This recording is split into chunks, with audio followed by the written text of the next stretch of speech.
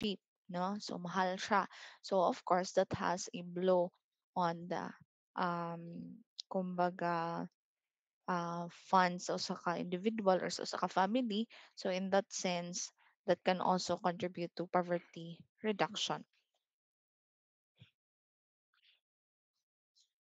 So UN and the SDGs. So in 2015, the United Nations General Assembly explicitly recognized the human right to water and sanitation. Everyone has the right to sufficient, continuous, safe, acceptable, physically accessible, and affordable water for personal and domestic use. So, even sa United Nations, iya yung recognize no that water and sanitation it is a human right.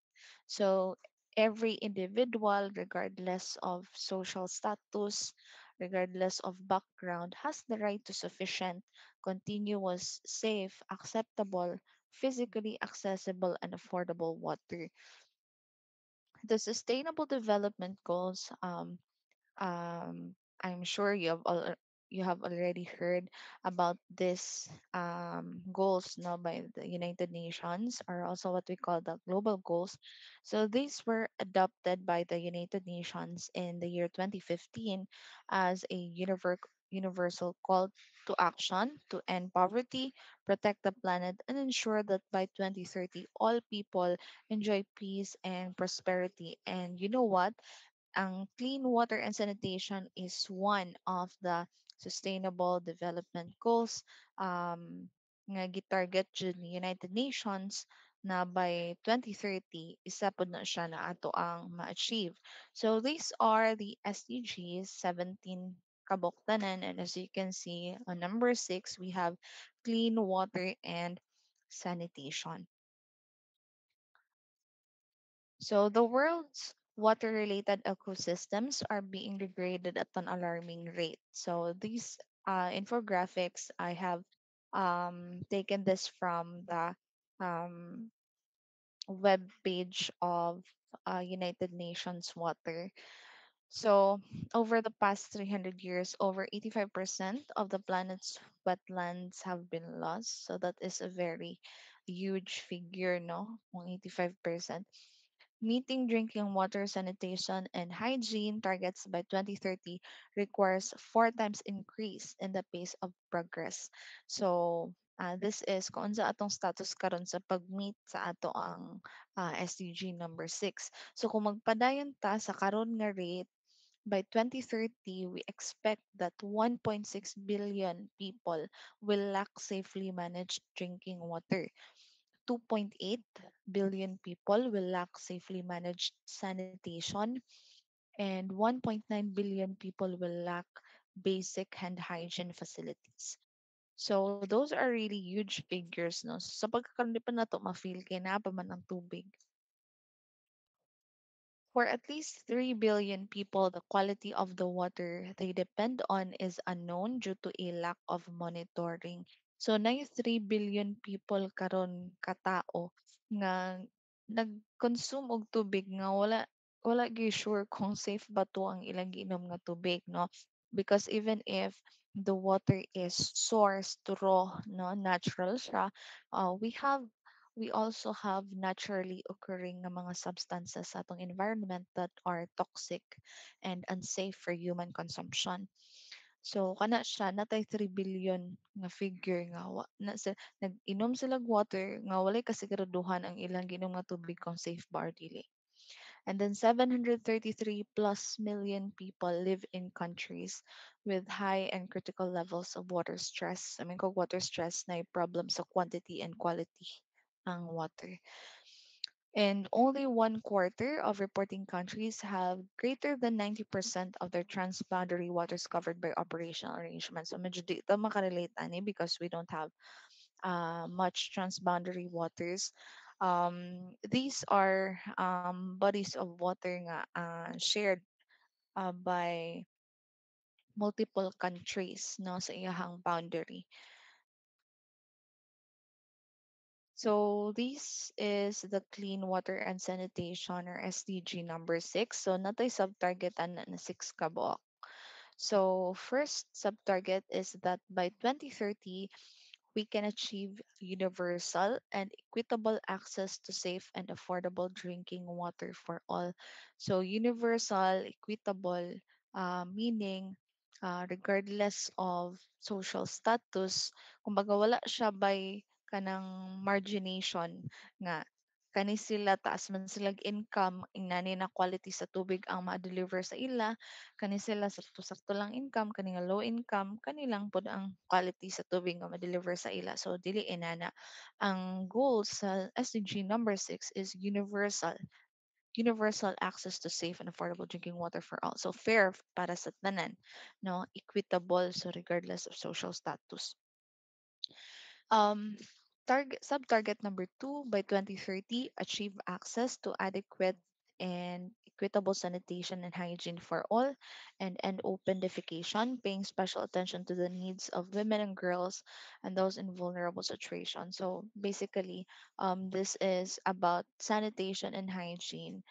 So, napagyud places, napagyahapoy mga regions karon, especially sa mga katong mga ano na mga region kanang ubos jud o um, economical status, no, nga napagyud gihapoy open defecation. So may kag open defecation kanang mag ano og waste sa open areas, and of course that has an impact on the quality of water in a certain locality. So og nay waste diretso, buto na naon ang wildlife palang daanan na gina sila waste nga diretso padulong sa imuhang ground.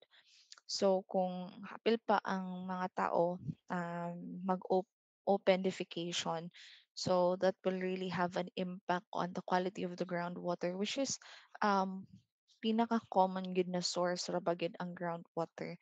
So yeah, that's sub-target number 2. And then we have 3, by 2030, improve water quality by reducing pollution, eliminating dumping, and minimizing release of hazardous chemicals and materials, having the proportion of untreated wastewater, and substantially increasing recycling and safe reuse globally. So, na mga countries nga practice ani no. So, sa Singapore, 40% sa ilahang gina-use na water is recycled. So meaning nagamit na siya nga water and then get-treat, state of the art nga treatment, which is very expensive, di pa nato afford din he.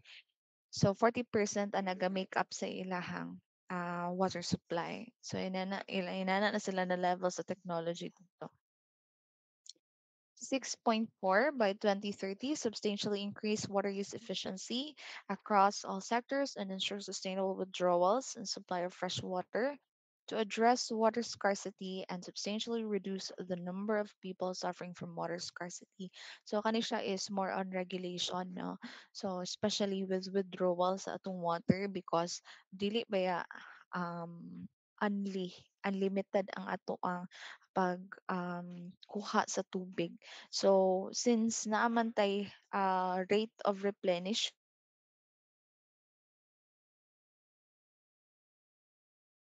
or kumbaga ang ato ang,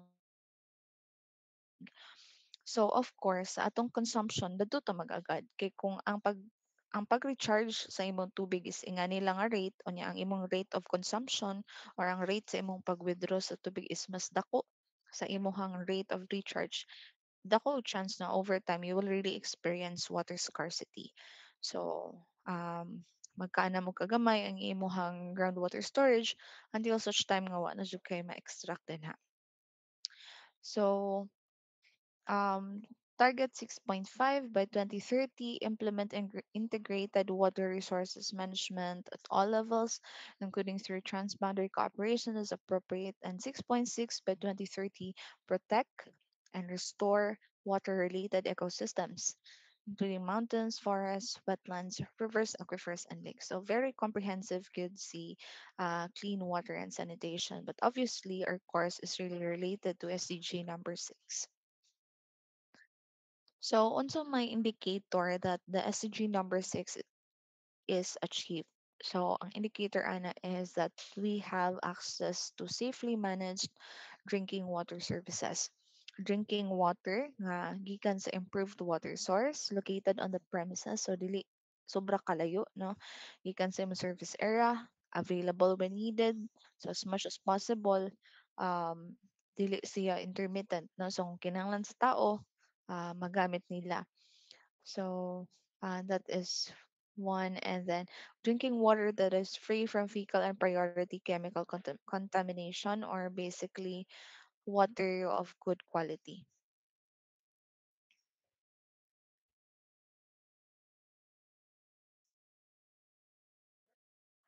Okay, so we have here the key players in ensuring a successful water supply program. So first and foremost, we have the government. So kabalo naman to sa functions of government, no? So it is the government that sets regulations, policies, no, on how um we develop